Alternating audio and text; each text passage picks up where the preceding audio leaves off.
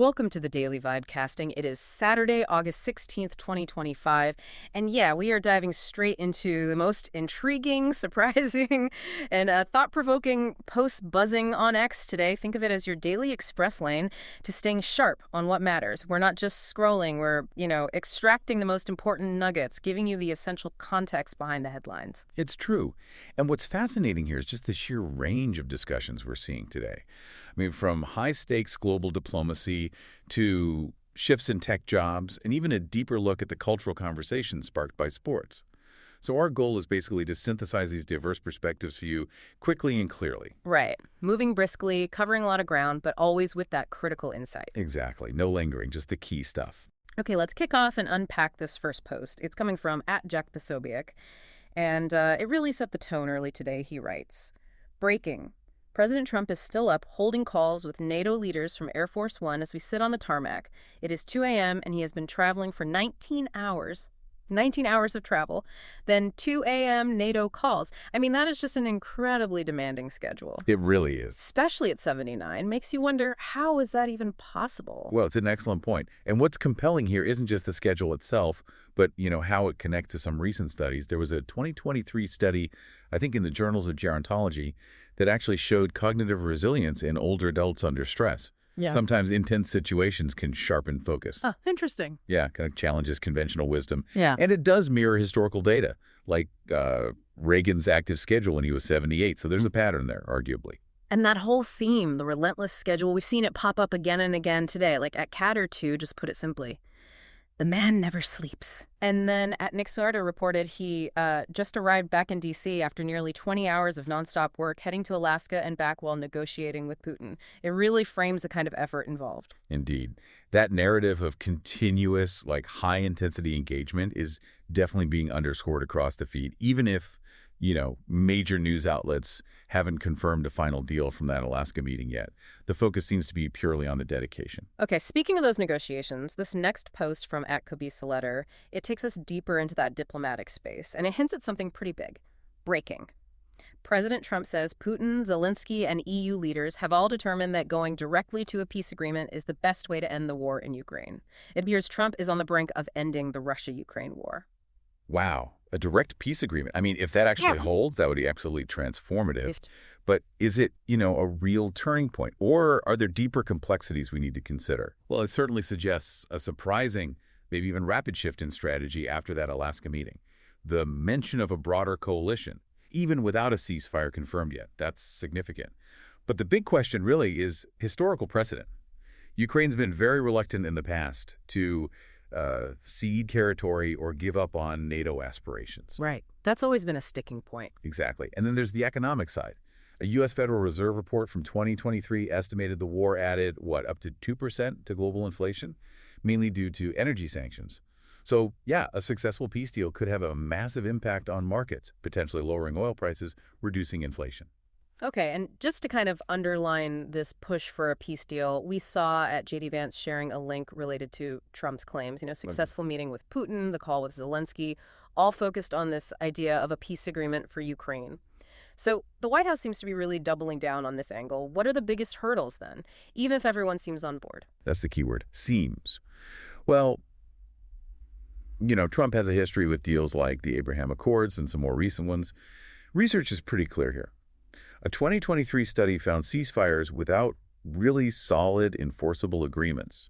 They fail something like 70% of the time. Oof, yeah, that's high. It highlights just how complex it is to get from optimism to, lasting peace. Plus, we've seen ongoing tensions, right? Like that reported spat between Trump and Zelensky over a minerals deal earlier this year shows how fragile things can be. Okay, let's shift gears just a little bit, but stay in the political arena. This next post from @MattVanswell, it brings up an interesting point about voter sentiment. I have literally never heard anyone who voted for Trump say they regret their vote. Have you? That's a really strong statement, almost provocative. Is it just like an anecdote? Or is there something deeper psychologically going on there? It's a great question. And actually, there is data that resonates with this. A 2025 poll from UMass Amherst showed only about 2% of Trump voters regret their 2024 vote, which is actually lower than the 3.5% regret seen after his first term back in 2017. Wow, lower. Okay. Yeah. And psychological studies, they talk about cognitive dissonance. That mental discomfort when your beliefs clash with your actions, it can actually reduce regret, especially among really committed voters. Basically, you adjust your perceptions to align with your past choices.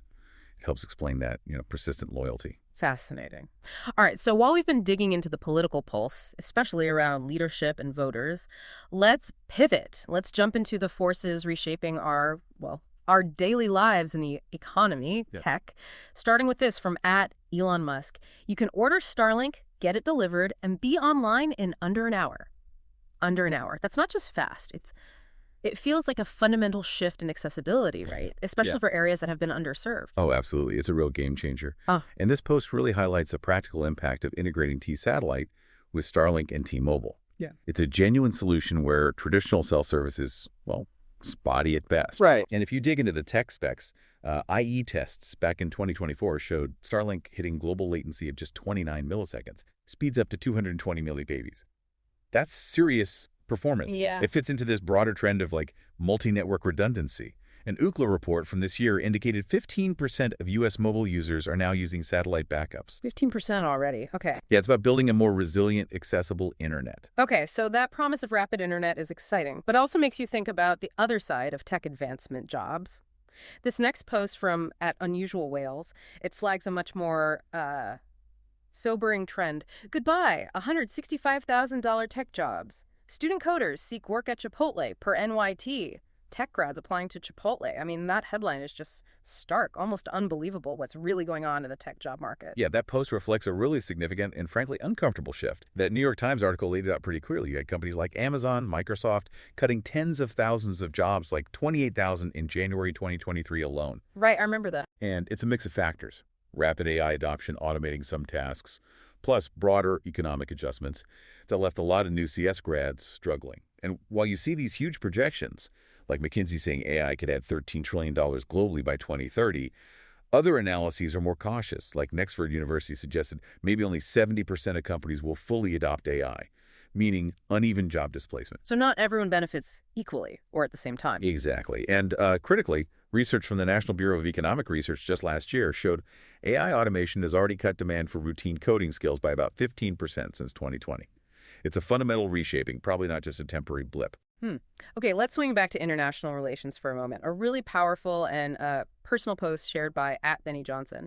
It's part of a letter from First Lady Melania Trump to Putin. It starts, First Lady Melania Trump sends a powerful letter to Putin. Every child shares the same quiet dreams in their heart, whether born randomly into a nation's rustic countryside or a magnificent city center. They dream of love, possibility, and safety from danger. As parents, Wow. a truly poignant message focusing on children. What's the context here? What's the significance diplomatically? Right. This letter directly addresses the really sensitive issue of Ukrainian children removed by Russian authorities. That's links to the International Criminal Court warrant for Putin back in March 2023, alleging war crimes related to those removals. Okay, yeah. Russia, of course, claims it was for safety reasons during the conflict. But what's fascinating here is that the letter was reportedly delivered during those Alaska talks. It represents a rare, direct diplomatic exchange, kind of outside the usual formal channels. And you have to remember, the European Court of Human Rights confirmed back in 2021 that Russia effectively controlled those separatist regions since 2014, which adds weight to the concerns. Got it. And speaking of those talks, the push for a peace agreement is still a huge theme. @CharlieKirk11 posted this update. New President Trump says his late-night phone call with President Zelensky went very well, and the Ukrainian president will be heading to the White House Monday. The goal is now to move straight to a full peace agreement rather than a ceasefire. So, Zelensky heading to the White House Monday and aiming straight for a peace agreement, not just a ceasefire. That feels like very rapid momentum. It certainly suggests an accelerating pace, Yeah. going for the whole deal. But while the BBC reported great progress from Alaska, it's crucial, as we said, no final agreement was reached then. Right. And it makes you ask, why now? Putin rejected a ceasefire in 2023 because Ukraine was making gains. So his openness now might depend on what he sees as strategic gains for Russia. Many geopolitical analyses suggest Putin often uses delays to consolidate territory. So Trump's direct approach, while bold, could be seen as, risky without really strong, sustained multilateral backing. Okay, let's pivot to something totally different, but just as buzzworthy and honestly kind of funny. This image post from @Hyacicarian has been making the rounds. It juxtaposes that super dramatic scene from Man of Steel, Superman supposedly dead, with Lois Lane grieving next to a real photo of Putin. Putin's visiting graves of Soviet pilots in Alaska at Fort Richardson National Cemetery, respectfully laying flowers. Ha! Yeah, I saw that. It's a great meme, right? The contrast is just perfect. High drama versus quiet historical respect. It is a clever visual. The humor is definitely in that stark contrast between like immediate over-the-top fictional grief and this long-term public honoring of fallen soldiers. But actually beneath the meme, there's a really interesting historical layer to Putin's visit. Those were Soviet pilots who trained in Alaska during World War II under the Lend-Lease program. Oh, wow. I didn't know that specific history. Yeah, so Putin making that gesture during the summit with Trump, it's actually a rare moment of cross-cultural remembrance. It kind of challenges the usual adversarial narrative by focusing just for a moment on shared history, shared sacrifice. It's subtle. Very interesting. Okay, from historical nods to sports economics, a post from @RealJamesWoods that definitely stirred the pot. Take away Caitlin Clark and they'd be lucky to get minimum wage. Oof, that is a very direct shot at the WNBA, and player value hits hard. What's the actual economic reality behind a claim like that? Yeah, it's provocative. Woods is essentially criticizing WNBA players for rejecting a proposed salary bump from around $66,000 to $250,000. Okay. He's implying their value is basically inflated just because of Caitlin Clark's huge popularity right now. Right. The critical context here is the league's finances. Despite hitting $200 million in revenue in 2023, the WNBA has historically operated at a loss.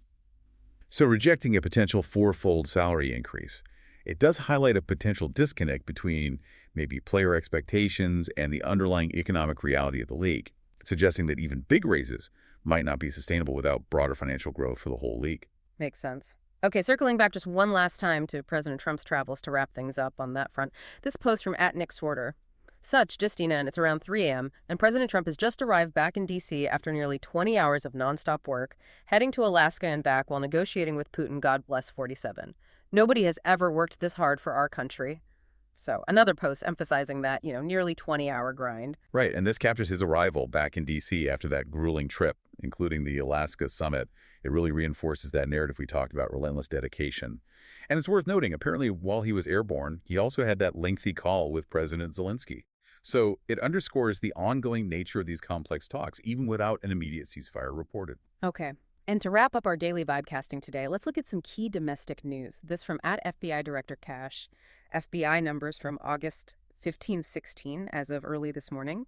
Niagara 2 arrests total from federal partners, Niagara 19 arrests from FBI NACS 4 firearm recoveries, NADS 3 drug seizures. Charges include theft of vehicle drug offenses, assault on an officer. More to come, thanks to the great. Solid, concrete numbers there from the FBI. Arrests, seizures, gives a clear glimpse into their recent operations. It absolutely does. Director Kash Patel detailing a 48-hour operation there, 52 arrests total, 19 by the FBI specifically, plus the firearms and drug seizures. It shows definite focus on, street-level crime vehicle theft, assault on officers. What's interesting, though, is that these ops are happening amidst his pretty controversial tenure. Remember the promises about dismantling the deep state during his confirmation? Yeah, that was a big theme. So this emphasis on field operations, on these kinds of arrests, it contrasts a bit with ongoing public calls for transparency on other things, high-profile cases like, say, the unreleased Epstein files. A New York Times fact check this year mentioned, 300 gigabytes of unreleased federal records related to that?